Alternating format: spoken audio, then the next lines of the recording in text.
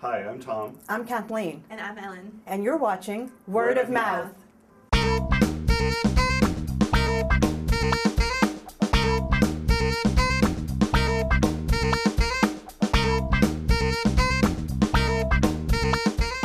The moment Marie marries me, your debt is paid. But man, her heart is with me! Come, so be reasonable.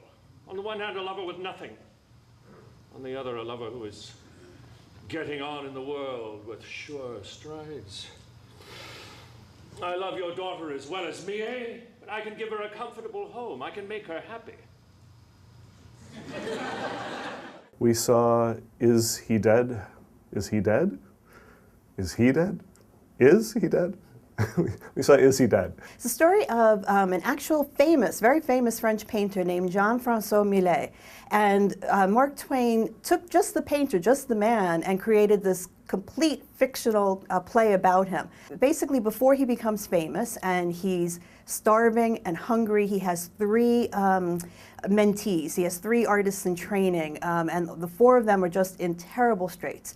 And they actually owe somebody money. But it turns out that he figures out that the best way to get out of debt is to fake his own death, or his friends figure it out for him. So he fakes his death and then has to pretend to be his sister the whole time. So the play is kind of like, you know that he's not really dead, but everybody else thinks he's dead, and some people don't know he's dead, and it's hilarity ensues.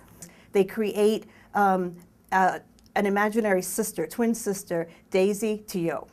And he plays the sister. Norbert Leo Butz is an address for most of the play, and actually that's when it becomes funny. You know, I mean, it's like Milton Berle, and it's like the classic thing of a guy in drag acting crazy like a clown. It's a farce. It's a huge hoot of a farce. It's just a romp.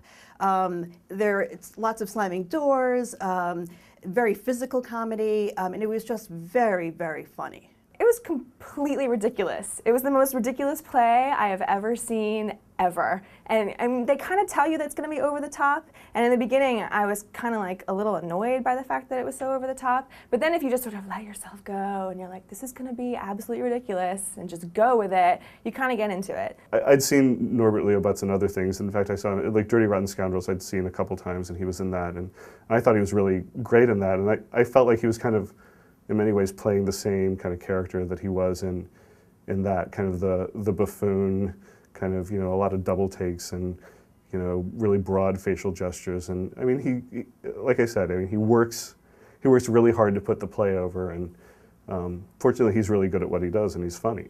Norbert Leo Butz was really good, and he is like a cartoon character. I mean, his facial expressions are exaggerated and everything is over the top. He was a very, very sweaty man, and it was a really good thing that his handkerchief, that he had like a handkerchief, he always had to be like, oh, me, which was good because he was like dabbing himself because I thought he was gonna sweat through. But he was wearing a lot of silk, and in his defense. I really enjoyed him. I thought he was just a really comic, I want to say genius. I don't know if that's too strong, but he was just wonderful. Actually, I thought that David Pitou, who plays, a number of, little bit parts, he's got a costume change in every scene, and he's one character, and then he goes off and comes on again, and he's somebody completely different.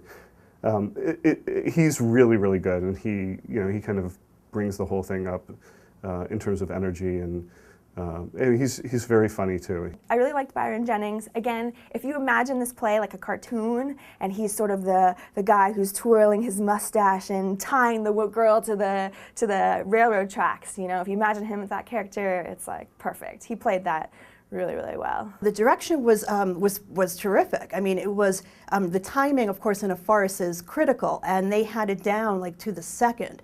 I mean, there's a lot of moving around and jumping and door slamming, and it's just very, very tight timing. The jokes aren't necessarily funny, but the performances are funny. So I would say that even where the material suffers, the performances more than make up for it. It's just a universal fun 2 hours in the theater.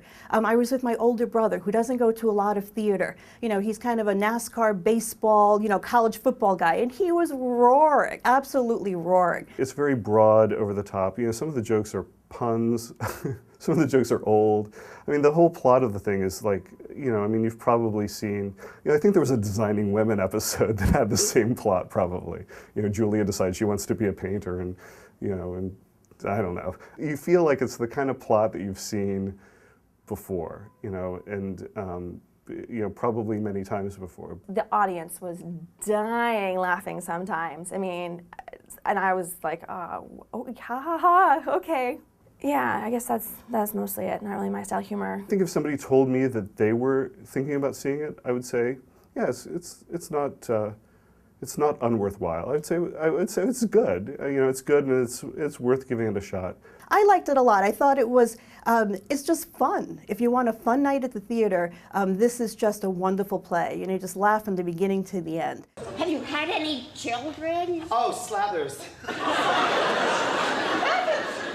She talks just as a rabbit might. 7 in 2 years. 7? 7. Milk? Yes, You know, some in the spring, some in the fall, other